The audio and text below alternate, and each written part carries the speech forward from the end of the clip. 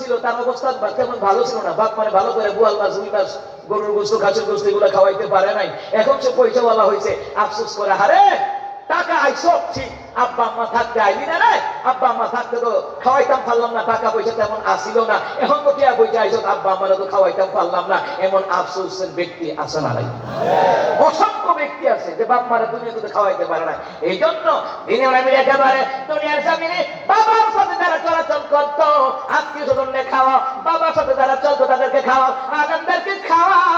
আল্লাহ তাআলা তোমার বাপ মা যারা কবরে আছে এদেরকে নাজাতের জরিয়া পর্যন্ত আল্লাহ করে দিতে পারে। সুবহানাল্লাহ নাই? আরো জোরে কোন সুবহানাল্লাহ। শীষ আলাইহিস সালাম দোয়া করছে, দোয়া কই গিয়া লাগছে? আরশে আসিমে গিয়া লাগছে। সুবহানাল্লাহ কইতেন না? আনা ইনদাল মুনকাসিরাতি কুলুবুকুম, ভগ্ন হৃদয় অন্তর যাদের জর্জরিত তারা যখন আল্লাহর কাছে দোয়া করে রে, আল্লাহর একটা মহাপ্লাবন আছে, ওই মহা সমুদ্র আছে, দয়ার সমুদ্র আছে, ওই সমুদ্রের মধ্যে প্লাবন তুফান শুরু হয়ে যায়, সাথে সাথে আল্লাহ তাআলা তাদের দোয়াটা পর্যন্ত কবুল করে না। সন্তানের দোয়া বাপ মার জন্য কবুল, বাপ মার দোয়া সন্তানের জন্য কবুল। সুবহানাল্লাহ কয় না? আমার আল্লাহ ডাকে কই জিবরাইল রে, এ জিবরাইল কোথায়? জিবরাইলকে আল্লাহ আমি আর কই থাকবো, জায়গা একটা পিছু সিদরাতুল মুনতাহা ইয়ানই চাই থাকি। সুবহানাল্লাহ কইতেন না? আচ্ছা জিবরাইল আইতে কত লাগবো? 1 ঘন্টা, 15 মিনিট, 5 মিনিট, মুহূর্তও না। সুবহানাল্লাহ কইতেন না? এটি লম্বা ঘটনা, ওইদিকে যাব না। মুসলমান ইমানদারেরা, জিবরাইল যা জান্নাতুল ফেরদাউসের ভিতরে যা, আমার আদম নবী মেওফল খাইতে চাইছে, দুনিয়ার কোথাও মেওফল নাই, এটা জান্নাতুল ফেরদাউসের ভিতরে। যার জিবরাইল যা জান্নাতুল ফেরদাউসের ভিতর থেকে স্বর্ণের খামচা দিয়া ওই মেওফলটা আমার আদম নবীর জন্য নিয়ে যা। কাসাসুল আম্বিয়া আল্লামা আব্দুল হক সাহেব রাহমাতুল্লাহ আলাইহি ওনার কিতাবের মধ্যে লিখেছে এই ঘটনা। সুবহানাল্লাহ বলতেন না? শাইখুল হাদিস। সুবহানাল্লাহ বলবেন না?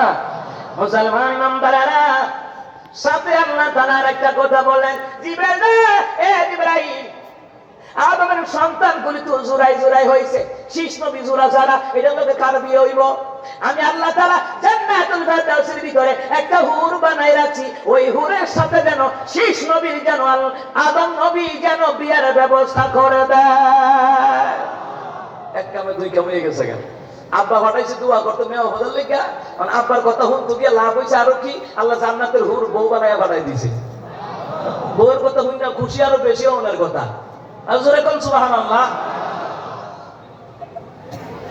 মুসলমান ইমানদারেরা, জিবরাইল সাথে সাথে জান্নাতের মেওফল স্বর্ণের খামচা দিয়া ও জান্নাতি হুরের মাথার মধ্যে স্বর্ণের খামচাটা দিয়া লইয়া আইয়া পড়ছে। সুবহানাল্লাহ কয় না? আয় আদম নবী রেখা, এ জিবরাইল দেখি বলে জান্নাতের হুর, আদম নবীরে সালাম দাও। সালাম দিলেন আদম নবী। কই জিবরাইল এটা কেডা?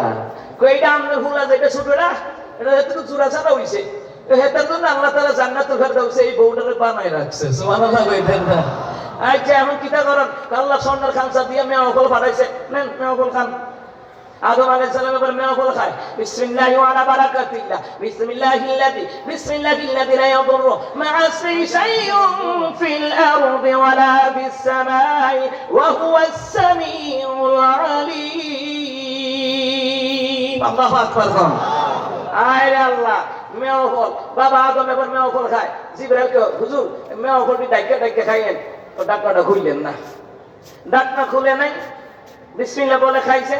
খাওয়ার পরে জিবরাইলকে, হুজুর ছায়া দেখেন কি অবস্থা, ছায়া দেখে মেওফল কুদ্দুরও কমে নাই।